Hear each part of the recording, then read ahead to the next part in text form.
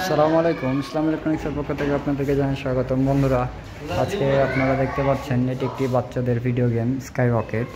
তো এই গেমটি গত 1 থেকে 1.5 বছর আগে রিপেয়ার করে দেওয়া হয়েছিল।